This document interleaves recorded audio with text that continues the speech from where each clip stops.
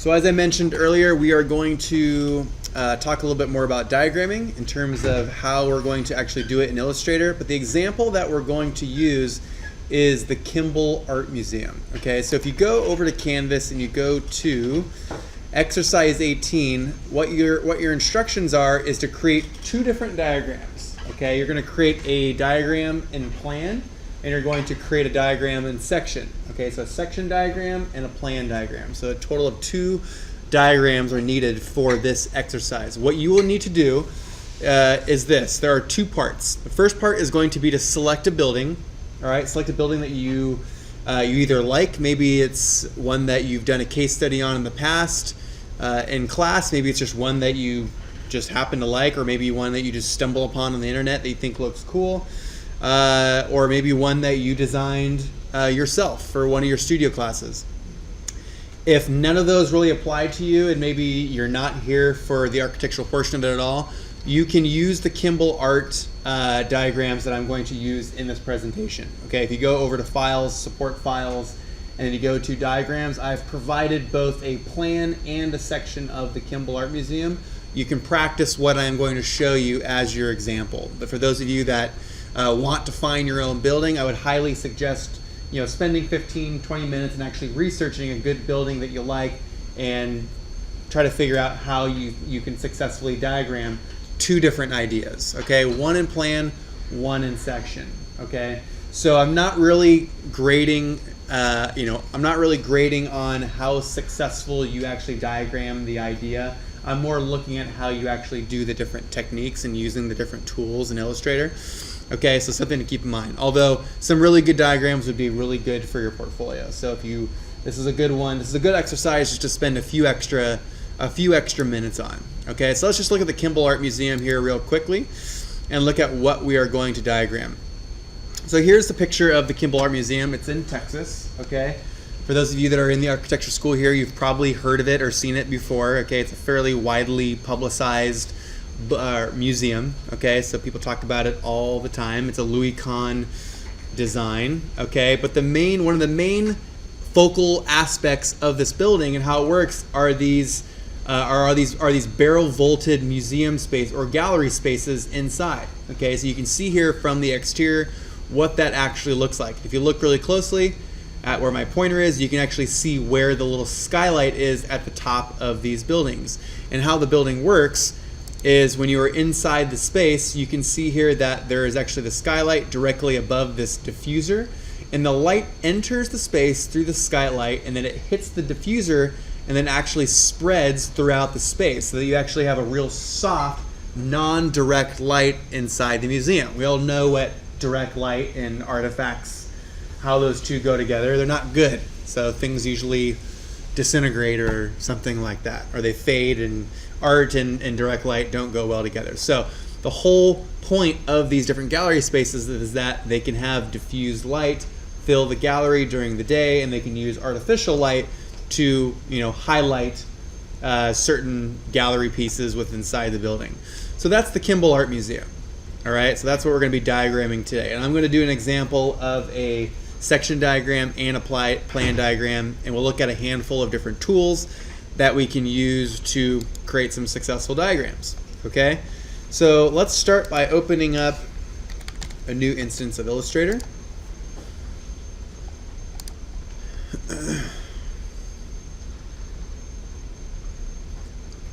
Again, the plan and the section that I'm going to look at is on Canvas for those of you that aren't big into architecture and just want to jump right into creating the diagram and not spending time researching.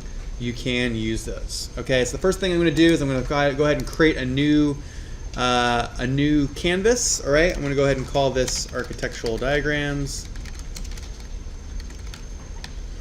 All right, I'm going to go ahead and leave this as a letter size. We'll change this to inches. That's fine. I'm also going to make this landscape, okay, so that my page is wider than it is narrow. And I'm going to hit OK.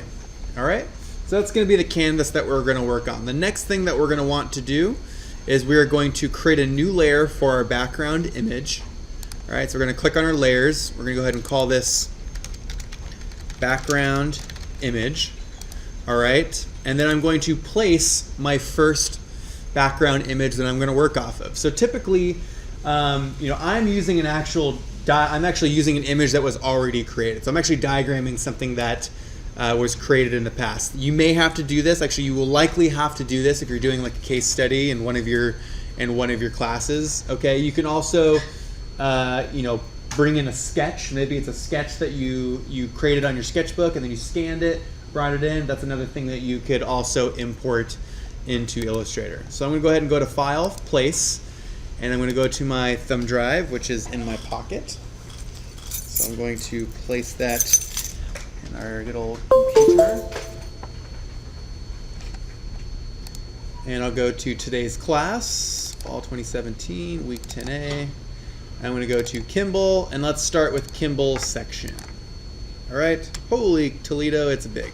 All right, so I'm going to go ahead and make that smaller. I'm holding down Shift. Okay, notice that if I don't hold down Shift, that we lose the proportion of our building. Okay, this is good. All I'm really focused on is actually the top portion of this diagram. So as soon as I get that, I'm going to go to my layers and I'm going to lock this background layer. Okay, this allows me so that I can't do anything on this layer anymore. My background image will no longer move. Okay, the next thing that I'm going to do is I'm going to create a new layer. This is going to be the layer for my diagram. All right, so I'm going to call this diagram 1.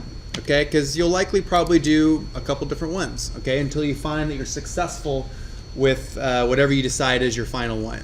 Okay, so when I look at this section, the first thing that comes to mind, at least before I start creating my diagram, is that there's far too much information. Okay, it's a great section, but this is actually a section that was probably created for a design set of drawings. Okay, it's way too much information for what we need for a diagram. So what I want to do is I actually want to break this down into the elements that are key and vital to what I'm diagramming for. Okay, so if we're going to be diagramming the different light that goes inside the space, okay, I'm concerned with a couple of things. I'm concerned with the dome that's here at the top.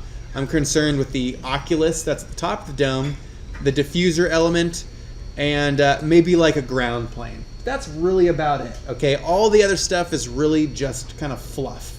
Okay, so I'm going to go ahead and I'm going to use my pen tool and I'm going to trace some of this very key pieces to my diagram.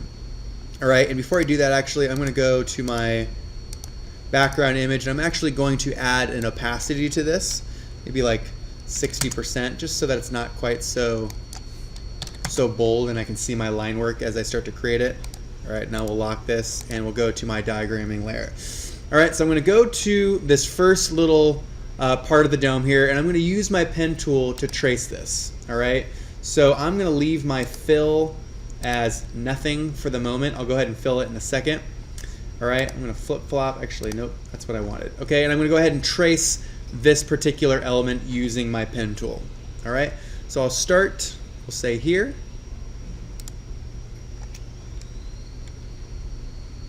Okay, bear with me for a second as I do this.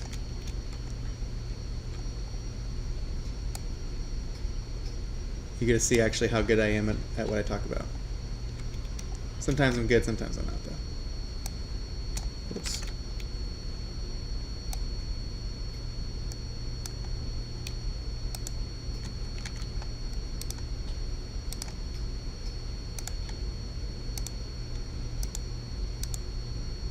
Okay, I'm holding down Shift as I go around these areas. Holding down Shift will keep those lines straight. Okay, so I don't see, kind of slightly diagonal lines as I look at the final product.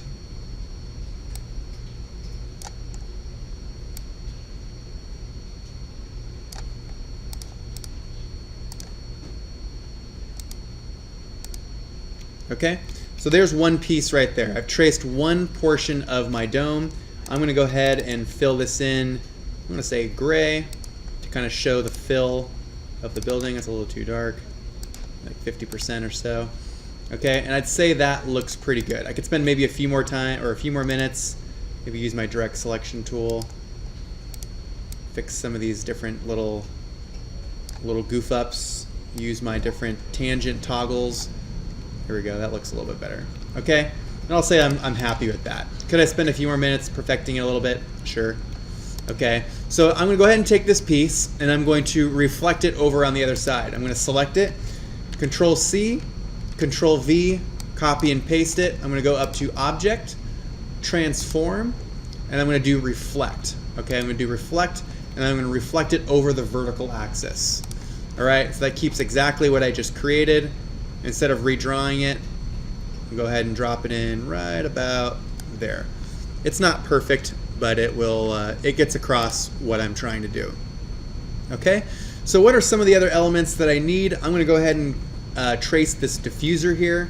All right, if we turn off the background, you can kind of start to get an idea of the shape of what it is that we're tracing. And I'm going to go ahead and use my pen tool again. This time I am going to turn off my fill. All right.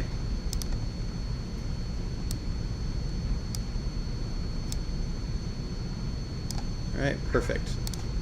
That's all I need right there. Same thing, copy, paste. I'm going to use the Object, Transform, and Reflect. And voila. Okay, that starts to become the basis of our diffuser. Okay, I'm going to select both these. I'm going to make them a little bit, I'm going to increase the stroke a little bit just to give them a little bit more kind of mass to it. Okay, I'd say that looks pretty good.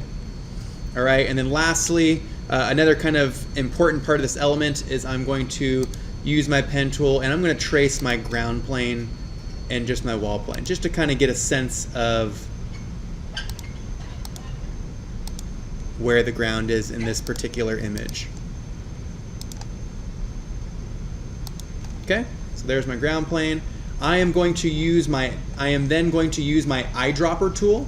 So when we were using Photoshop, a lot of times we'd use the eyedropper tool to figure out what a particular color is. Okay, we saw a color, we clicked on the eyedrop tool, and we'd click on it and it would tell us what that color was.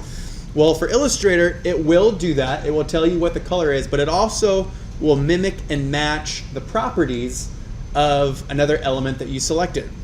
So for example, right now I've created this box or this shape right here, and I also have this shape up here. Well, there's a couple differences. My stroke is much thicker on this one. This one's much thinner, and it also has a fill. So I could actually take my eyedropper and I could select that object that I created earlier, and it will match all of the properties. Okay, so notice that our stroke is exactly the same now, and our fill is also exactly the same. All right, and I'd say that's pretty good. Could I probably go through and do a couple other little elements? Yeah, probably, but this should do the trick. So I'm going to go to my layers palette, and I'm going to turn off my background image, and I'm going to work with kind of our essentials for what's defining this section of space that we're working with. So remember, the focus of this diagram is to think about how light enters the space. Okay, so as I start to add different elements to it, I want to think about diagramming the idea of how light starts from out here and is diffused as it goes into here. Let's look at maybe a couple different ways in how we might do that. Okay, the first way I'm going to do that is using arrows. Okay, we talked about arrow diagrams during the lecture. So I'm going to start by using my pen tool, and I am going to get rid of my fill, and I'm going to change the color to maybe something that's a little bit more, has a little bit more of a resemblance to sunlight. Okay, so maybe like a yellowy gold or something along those lines. Okay, I'm going to go ahead and pick that. And then from here, I'm going to go ahead and draw some lines on how that light actually might reflect inside my building. So I'm going to start out here on the exterior of the building. It's going to hit our diffuser. It's then going to bounce up and hit the ceiling, and then it might come down here. Okay, so maybe that's one method. Okay, maybe I add a couple more. All right, so I'm going to use my pen tool again, maybe get a couple different angles.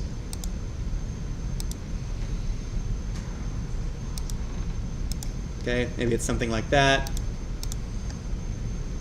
Okay, and I'd say that looks pretty good. I could add a couple more if I wanted to, but I'm going to go ahead and keep it simple, and we'll work at that. So what are a couple of the things that maybe I could do to my arrows to express the idea of the light? What are some little pieces that might be missing? Yeah?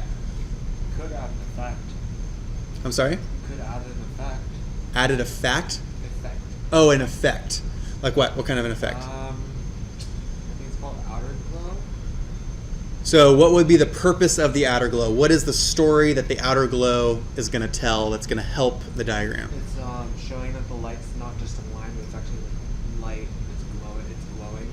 Okay, so you're actually we're talking about maybe not making the line so rigid and allowing it to be a little looser. That's a good idea. I'm going to show you actually a couple ways that we could do that. Okay, so that's a great point. Is making it so that the line is not so rigid. All right. Anything else that we might do to maybe articulate this a little bit more? Right now, all we have is just lines. We see the line goes from the outside, it goes to the inside. What could maybe make this a little bit more clear? Make it directional.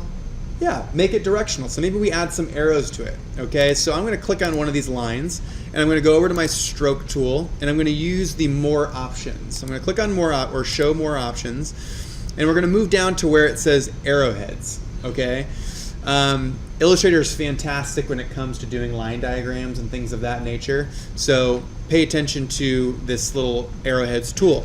So right here we have two different boxes that are represented by arrowheads. The first one is going to be the beginning part of the line, so where we first started up here, and the other side is going to be representational of the end.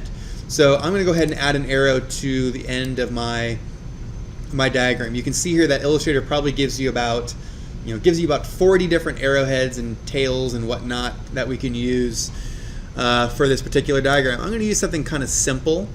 I'm going to say maybe arrow 10.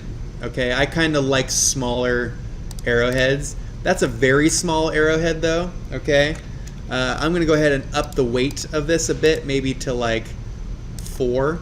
Okay, that looks pretty good though, but that starts to give the idea of the directional path that light might take. Again, I could use my eyedropper tool. I'm going to select my other line, click on my eyedropper tool, and I'm going to select this. The only thing that it won't do is add the arrowhead. All right, but I can quickly go over there and click on arrow number 10. Okay, so we're starting to get a little bit further. We're starting to get a better idea of what that light is actually doing. All right, some other things you might do, you might select it, maybe add an opacity to it. All right, so you can actually kind of see where the light is kind of crisscrossing. Maybe the density of that color means something else. Okay.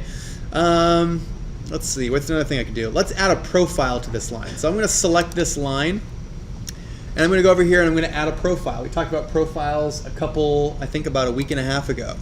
And I'm going to use the one that starts from big to small. Okay, so I'm going to use this one right here.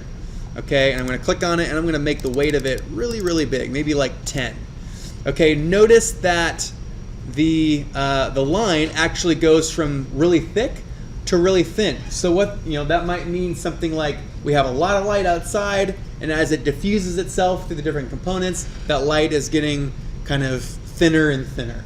Okay, so the point of what I'm trying to tell you is to try to think of different ideas and articulating the meaning behind what you're trying to diagram. What is that light doing? How can you break down your lines into further ideas of symbolism and what is actually going on? Okay, I could do the same thing for this one. Could add the profile. Okay, up our weight right here. So we're starting to get an idea of how that light is actually reflected. If you really wanted to, you could select these, copy, paste, and you could reflect them, and you could bring them on this side.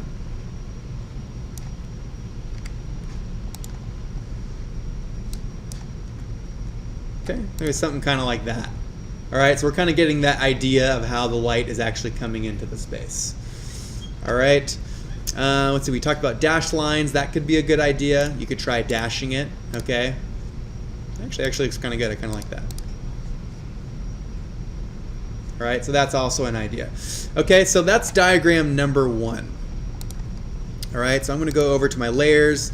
That's diagram 1. I am actually going to copy these different elements right here. First, before I do that, let's go ahead and create diagram number 2.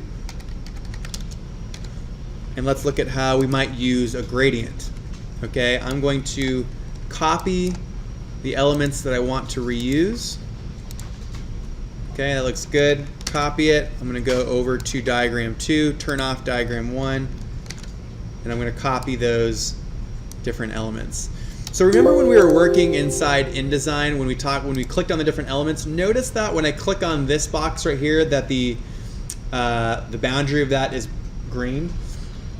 Do we all remember that that all kind of correlates with the little color of this box right here? So if you have multiple items that are on the page that are all in various different letters or layers, you can easily correlate between the different pieces on what layer they're on. Okay, so if I turn this off, go over here, if I click on that same box, notice that it's red. That correlates with the red icon to the left of diagram 1. All right, so let's go ahead and make another one. We're going to make another one, but this time we're going to use gradients. Okay, this is probably a little bit better of a representation of diagramming this concept, in my opinion. I think the arrows works pretty well. It gets across the idea and how it works. But let's look at another way and how we might do that. So again, I'm going to use my, make sure we click on diagram 2. I'm going to use my pen tool, and I am going to create kind of a space that's going to be representational of the light that's going to fill this space. So I'm actually going to kind of trace these different areas. Oops, I kind of got a little sloppy. All right, and then it's going to come down here. Whoops. Sorry, I think I lost my line. Let me back up just a sec. So one thing as you're doing this, and you'll realize that it gets a little tricky, as you actually try to trace elements, a lot of times the lines will merge. So what I'd recommend is actually just going just inside of it just a little bit. Okay, so kind of like this. And instead of trying to trace that, just going just above it. And then you can go and actually move it later.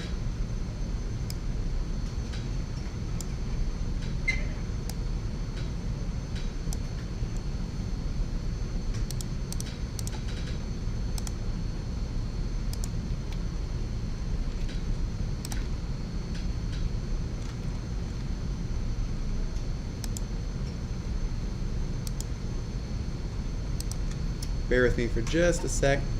Yeah. If it doesn't quite fit on the letter, can you make it less complicated? Yeah, whatever size you need, it's fine.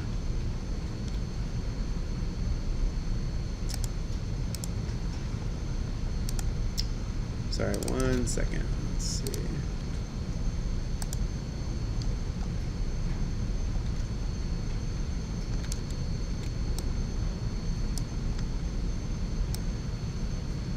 Okay, so I'm just kind of tracing this space in here.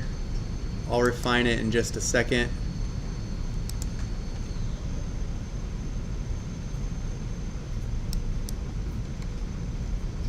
Okay, so that kind of represents the space that we want to fill with light. So right now it's not quite the right color, so I'm going to select that object that I just created. I am going to make the stroke actually nothing. I'm going to click on my fill, and I'm going to make that fill again kind of like a yellowy gold that represents light. Okay, now let's just say that you like that color and we want to create a swatch from it. So right now I just use my eyedropper tool and I created that yellow color. If I go over to my swatches over here on the right hand side, I click on swatches, and down here at the bottom it says new swatch. If I click on new swatch, notice that it will create a swatch of the color that I just selected. So I like that color, and I'm going to call this sunlight. Okay, and I'm going to hit OK, and it adds it right here to my swatches toolbox. Okay, so that's now a color that I will, if by chance I change this, I can always go back and alter it, or I can go back and grab it at a later point. Okay, so right now we have this idea of the light coming through the building and actually going through and filling up the space. But in my opinion, it's not really telling the story correctly yet. Okay, it's just a kind of a big block of constant color. Okay, so first, before I alter this, I'm going to copy, paste this. Let's reflect it, and let's add it to this space.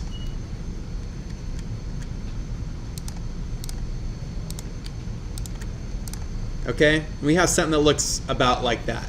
Okay, so the next thing I'm going to do is I'm going to apply the gradient to it. So I'm going to select my first little object that I created that is representational of the sunlight, and I'm going to go over here to my vertical toolbar on the right hand side. I'm going to click on the gradient button. Okay, I'm going to click on gradient, and what we're going to do is we're going to apply, under type, we're going to apply a linear gradient. Okay, what that means is that it's going to apply the gradient in a linear fashion, versus radial will actually start the gradient from the center of the object and radiate out. So let's just look, that's going to be linear. Notice that if I go to radial, it actually starts in the center. Okay, so I'm going to leave it on linear. Okay, and right now what the object is I want the top of this to be yellow, and I want it to fade over to white. Okay, so right now the direction of the gradient is actually going in the wrong direction. It's actually starting from this side and it's going in this direction. Okay, so starting from this side and it's going that way. I actually want it to go down, so I'm going to go down to the bottom right here, and I'm going to change the angle of the gradient to 90. Okay, so we're getting a little bit closer, but right now we just don't quite have the colors correct. All right, so what we're going to do to change that color is we're going to go down to our gradient slider over here on the bottom. I'm going to hold down Shift, and I'm going to double click on that little box over here in the right hand corner. And what that box represents is the color that the gradient is going to start with. All right, I'm going to click on my swatches, and there's that color that I just created. So sunlight. I'm going to go ahead and click on that. Okay, so now notice that our gradient starts with the color that we originally selected and it goes to white. Okay, so now it's starting to get a little bit more clear. It actually kind of appears as if, you know, the sun is starting nice and bright and vibrant, and as it starts to get diffused throughout the space, it becomes white. Okay, or you could do it transparent. So you could click on that, you could do white, or you could do, let's see, transparent. I know there's a way to do transparent. I usually do white. I'll come back to that in just a second. So another thing that you might do, you might click on it, you might add a transparency to it. So maybe this is like 60, okay, so it's not quite so in your face. Okay, that's maybe a little bit light. Let's do 70. Okay, and let's click on this again, and let's look at a couple other components of the gradient slider. Notice that if I actually grab this slider right here and I move it further and further to the right, what that's actually doing is it's taking our dark yellow color and it's bringing it further down the gradient. So it depends on how you want that gradient to look. Do you want more of that color in the beginning? Do you want more color, more of the white at the end? So you have the ability to manipulate your sliders depending on how much of each of the colors that you want. Okay, I'd say about right there is probably a pretty good representation of what I'm after. All right, so we have this nice yellow at the top. It starts to go around the diffuser, and it eventually diffuses into, you know, very basic and minimal light. All right, so I'd say that's pretty successful. I'd probably spend some time manipulating my my boundaries just a little bit. All right, so just like we did with the eyedropper tool for the other component, I'm going to select this object, select my eyedropper, and I'm going to click on the object that I just created. The only thing I need to do is just change the directional of the gradient to 90. Okay, and that starts to look pretty good. Okay, again, I'd probably spend a few minutes and fix some of my points so that they, so there's not these gaps, but that starts to tell the story pretty well. All right, any questions about that and those different options? Okay, I actually want to go back. There was one thing that I wanted to show you for the other diagram. Brian, before he decided to leave, he was talking about loosening up the line a little bit so that it's not quite so rigid. So that actually leads us into our discussion about brushes. Okay, so I'm going to turn off this diagram. I'm going to turn on diagram 1, and let's look at how we might actually use some brushes to loosen up some of this line work. I'm going to get rid of these two. All right, I'm going to focus more on the two that I've already created. So I'm going to click on these. Again, I'm going to click on my stroke. I actually kind of want to round my corners a little bit too. Okay, that looks a little bit better. All right, and let's look at some of our different brushes. All right, so I'm going to select one of these lines. All right, I'm going to select one of these lines. I'm going to go over here to our vertical toolbar, and I'm going to click on brushes. Okay, what this allows us to do is it allows us to change our line work to a variety of other kind of stencil-like options. So you don't want this, really rigid line. Well, we have some other different brushes that we can choose from. So this one right here is called Charcoal Feather. And these ones right here are actually just the ones that are preloaded already into Illustrator. So if I click on Charcoal Feather, notice that it'll take a second.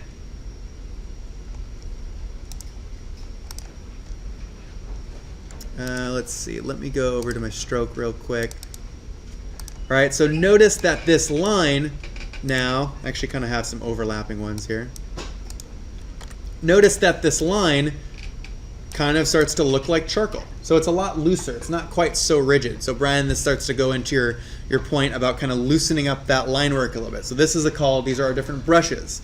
So what I did was I selected my line that I created. I clicked on brushes and I started to play with the different brushes that we have available to us. So they work just like a regular line. I can make it larger and thinner as you can possibly want. Well, let's look at where we might find some additional brushes. All right, there's a whole multitude of them inside Illustrator.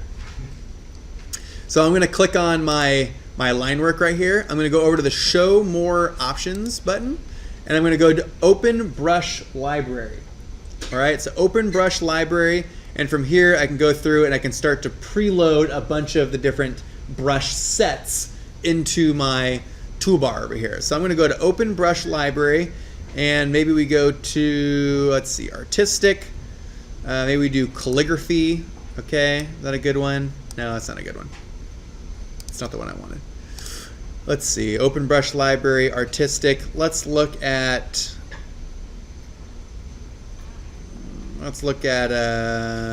ink.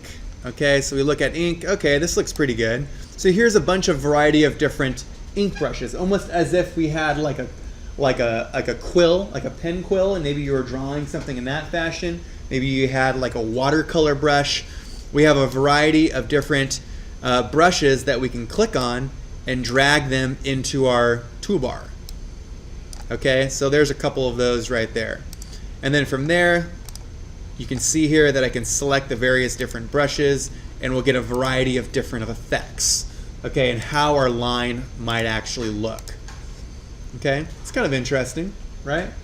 So what you actually choose, that's up to you. Not saying this is necessarily the right thing, but that is certainly an option. The only thing that the brushes won't do is they won't change the arrowhead. The arrowhead will always remain that very static, kind of boring arrowhead that you originally chose.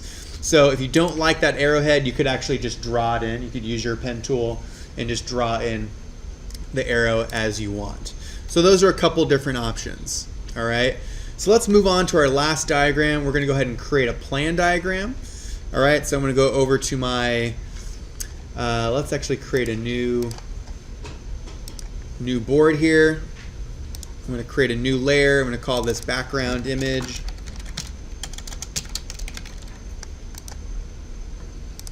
All right, and I'm going to go ahead and place my Kimball plan. All right, I'm going to make that a lot larger. Actually, let's make this a lot larger, because really all I need is actually just this lower floor plan. I don't need the bottom one. Okay, that looks pretty good. I'm going to go ahead and lock that into place. I don't want that to move. I'm going to create a new diagram for diagram 1. So earlier we talked about the idea of color coordinating a diagram. So you might start to color coordinate a diagram based off of the programmatic spaces. Well, one way to do that is that you could take your pen tool and you could actually just start to trace all of the multitude of spaces that are inside your whatever it is that you're diagramming. Okay, but the one thing that I want to point out today is a tool called the Live Paint tool. All right, so the Live Paint tool. And what I'm going to do to start out before we actually use it is I'm going to start to mask off the various different spaces inside my building. Okay, so I'm going to use the line segment tool here, and I'm going to start to just kind of create some general line work in my space. Let me make the lines a little bit bigger. Okay, so I'm going to use my line segment tool, and I'm going to start to draw some lines that are representational of the different spaces in my building. Okay, it doesn't have to be perfect, but I'm going to start to organize it in terms of maybe the main spaces. All right, so maybe there's one.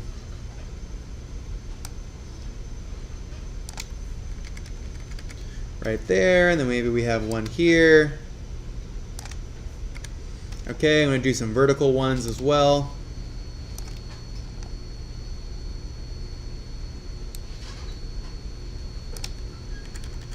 All right, maybe we do one here. All right, and maybe we do one here. And we do one here. All right.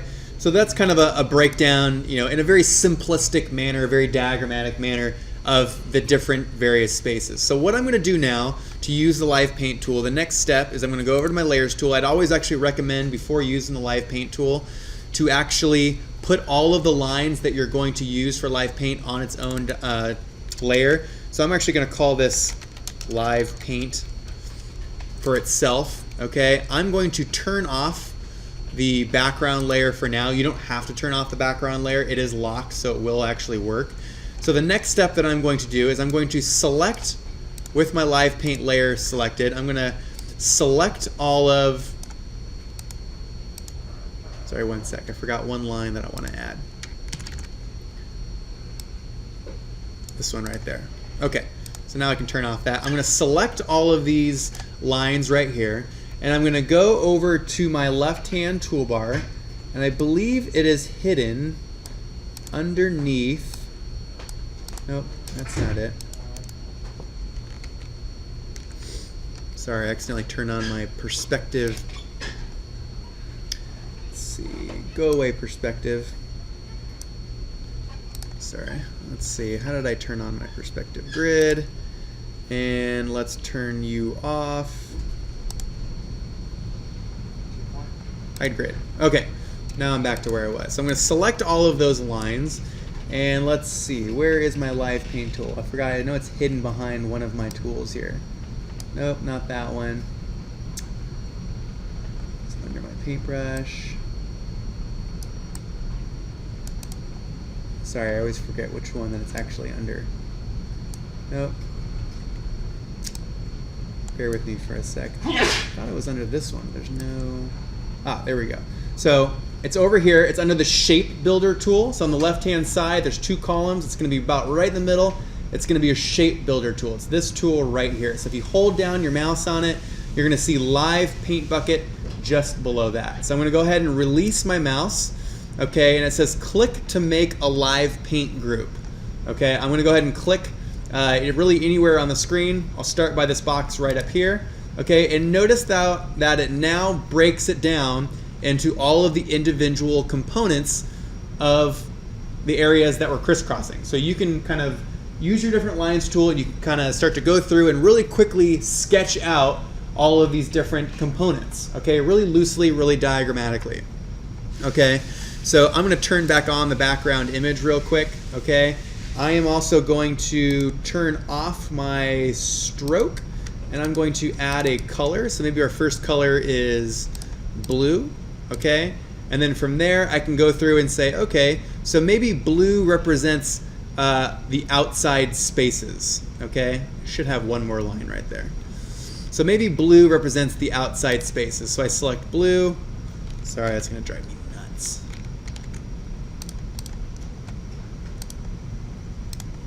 Let me just add one more line so that I can actually diagram that the way that I want to.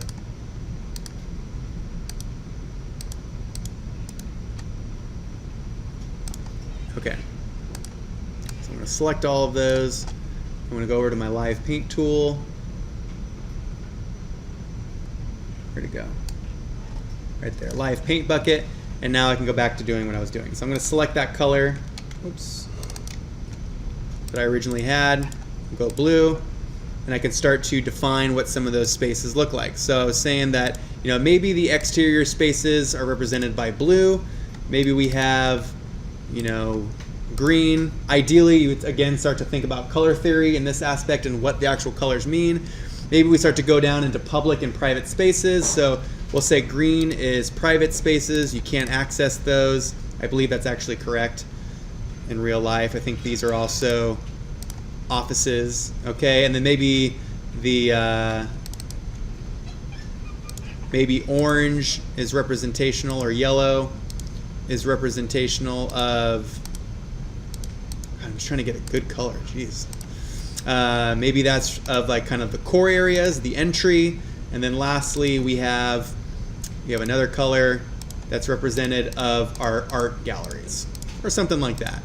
Okay, and that's kind of what that means. But this is a really great tool for really quickly creating quick color diagrams. Okay, so you don't actually have to sit there and trace with your pen tool every one of those spaces. It takes all of the lines that you created and crisscrossing, and as soon as you activate the live paint tool, it automatically groups them into their individual components by themselves.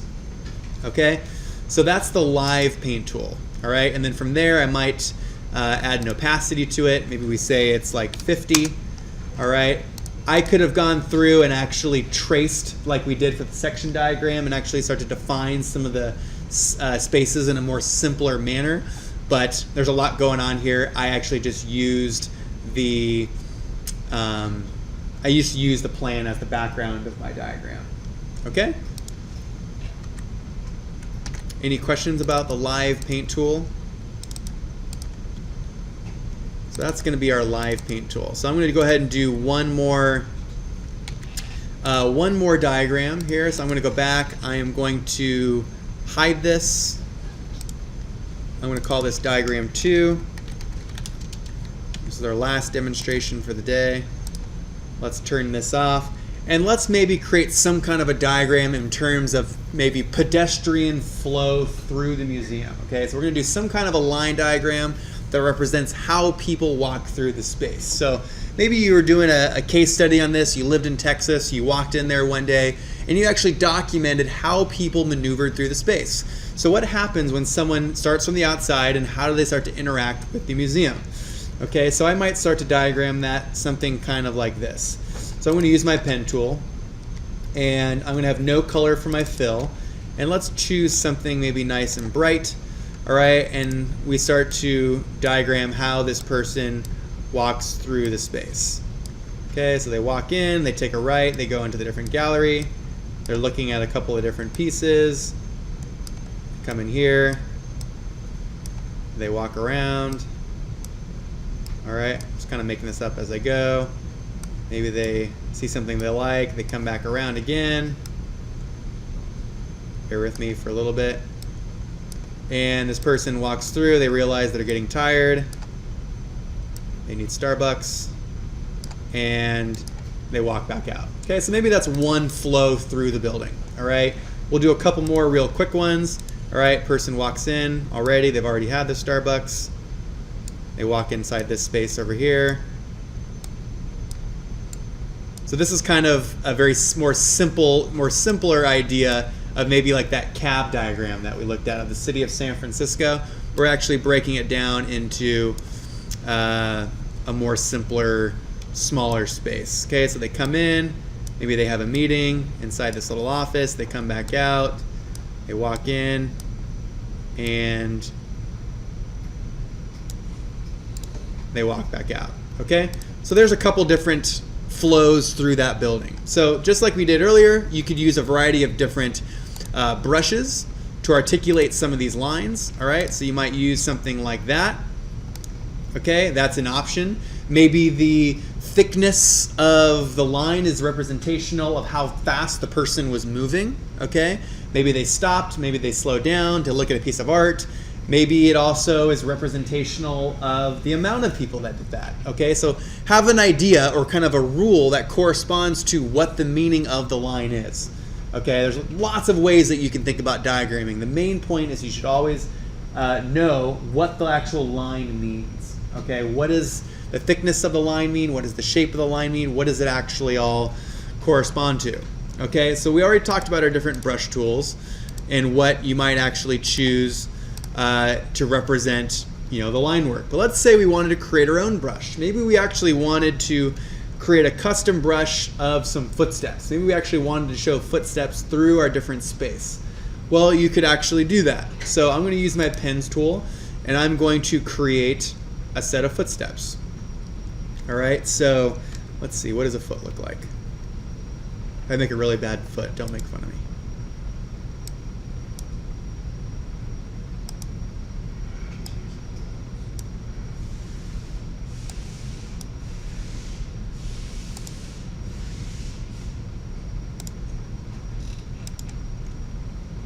It's not looking like a good foot.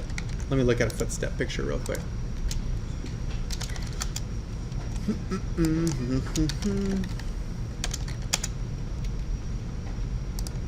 Footstep.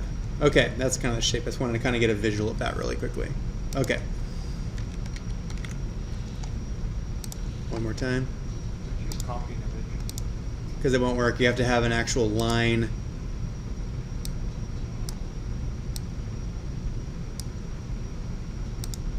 Yay, getting there.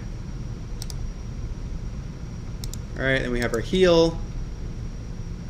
Heel kind of bows out a little bit. All right, so it's something kind of like that. So there's one footstep. All right, I'm gonna go ahead and fill it in. All right, we're gonna use the same color. All right, so there's one footstep. I'm gonna go ahead and copy this. I'm gonna paste it. All right, I'm gonna make it kind of actually look like an actual person walking. Maybe we rotate it just a little bit. Try to make it mimic about what it actually looks like. I guess we probably actually want to transform this, right? Transform it, reflect over the horizontal axis. There we go. Now it actually looks like a right foot. All right, and there's maybe our footstep right there. That looks pretty good. So I actually want to create a brush using the pattern that I just created. So that's my pattern, is the footstep. So what I'm going to do is I'm going to open up my brush palette, and I'm going to select those two steps, and I'm going to drag it into my brushes. Okay, and the first thing it's going to ask you is, what kind of brush do you want to create? We're going to work with the scatter brush today. That's the brush you're going to want to pick if you're actually making a brush that's going to be similar to what we're making today. So I'm going to click on scatter brush, and I'm going to hit OK. And the scatter brush menu bar is going to open up. All right, so it asks you a couple different questions. Do you want the size of the object that you inserted to be fixed or random? Well, feet size don't vary, and they're not going to change as they walk around the building. So we're going to leave those as fixed. All right, I don't want them to randomize. Spacing, you're not walking around, like this all the time. So we're also going to leave that as fixed. Scatter, I'm also going to leave that as fixed as well. Now rotation. Rotation is kind of a key one. Okay, we are going to leave the rotation of the feet fixed, but we're going to make it relative to the path. Okay, so that as the path turns, the feet also turn. Okay, so all of these are going to remain fixed, and the rotation is going to be relative to the path. So as the path turns, the object that you create also turns. Under colorization, I'm also going to choose tints.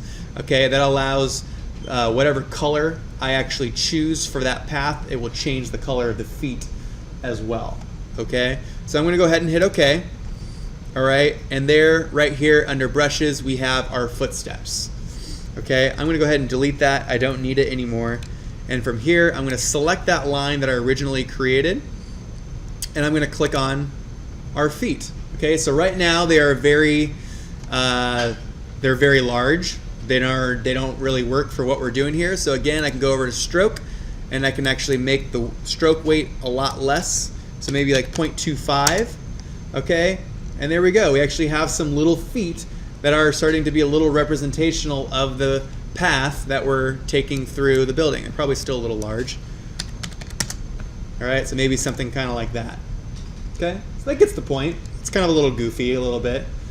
Maybe it's the right thing, maybe it's not. Okay, I'll let you guys make that determination. All right, any questions about that at all? Good? All right, so that's going to be it. We'll go ahead and leave you with that. We have about an hour and 10 minutes left of class. You guys can work on a couple different things. See, again, I said it was going to be a quick lecture, and it was exactly the same length as every lecture the entire semester. It's because I forgot about that diagram. To adjust the deadline For this part, so we can focus on assignment 3? Okay. Yeah, you can persuade me on that. I'm very easily persuaded. Peer pressure. Yeah, okay, I'll make this due on Monday so that we could focus on assignment 4 for the rest of the class. Okay, let me know if you have any questions. So go ahead and work on assignment 4. I will make this due on Monday. That sounds fine. All right, so go ahead and get started. Good idea. I thought about it. I was either going to do that or I was going to make assignment 4 due on Monday. Can you do that one? No. We've already made up our minds.